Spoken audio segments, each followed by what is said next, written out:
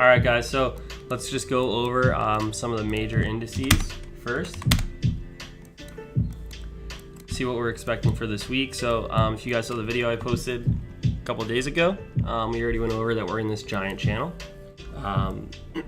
Obviously, it looks like a bear trend, right? Zoom out, though, obviously looks like a giant flag, especially on the monthly chart, right? So we have a lot of buying pressure at this 10,500 to about 11K level on NQ, right? We haven't closed a month below it. We barely touched 11K for the close on in December, right? We actually closed at 11,022.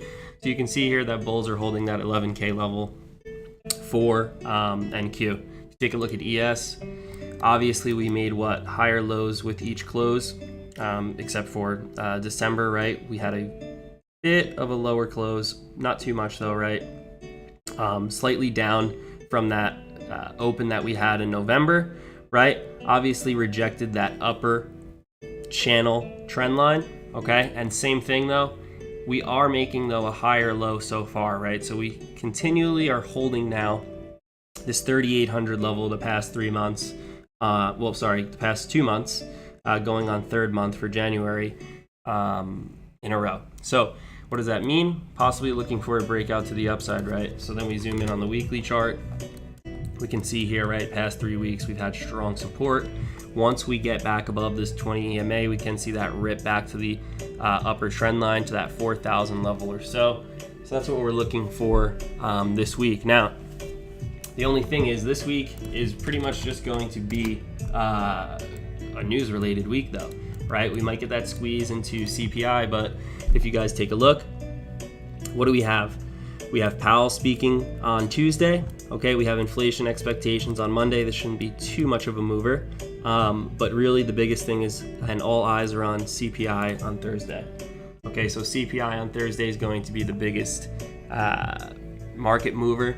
Probably going to see either a break above this trend line or right to it. You can easily get above 4K, or a breakdown of this weekly possible bear flag, right?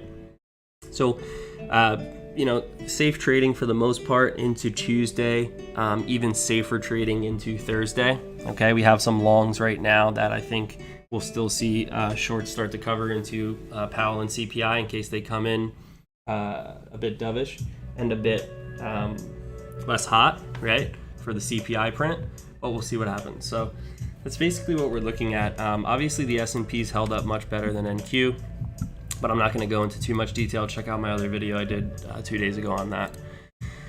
Another thing to note is oil and natural gas. Okay, you guys can see natural gas had a huge dump for the past couple of weeks.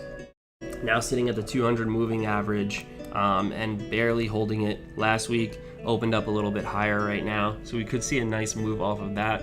Definitely going to watch UNG this week for a potential move, but as they said that the winter is looking a bit warmer than they thought, there was a huge sell-off as the demand is obviously going to be a bit lower. Take a look at CL. CL also, same kind of trend that the S&P and NQ had. This one looks a bit weaker coming off of obviously last week. A big rejection here, right? Couldn't make it back above $80 to close. Possibly a higher low here again, but just going to have a lot of eyes on China as well, right? And see how they're doing with reopenings, etc. Take a look at China too while we mention them. Had a big explosive week. Obviously, the first of the year. We had this big move up, right? China announced that they were going to be reopening towards the end of November, December, right? That's where we saw this huge reversal and move up right here. And then we kind of consolidated, had a little bit of a bull flag here under the 50 moving average, and now we're getting that move up above there again. So, China, this is HS Tech. It's basically China's QQQ. They've just gotten beaten up, abused, battered down. So, we're going to have to see how them opening up, market makers take it, because there's been a huge spike in cases. And you guys got to remember, they haven't really had that herd immunity or outbreak happen And when they do, they keep all the numbers kind of quiet. So now they're not even reporting the amount of cases as much because they're exploding higher. But just got to keep an eye on if those factories do end up closing or what they're going to be doing. I know that they were discussing something with Pfizer that came out yesterday or today. So we'll see what happens with China. But still, could be a possible good move back to this like 5K level on HS Tech. So, names like Baba had a huge week, right? We see this. Names like Baidu, all these China stocks having a big, big week.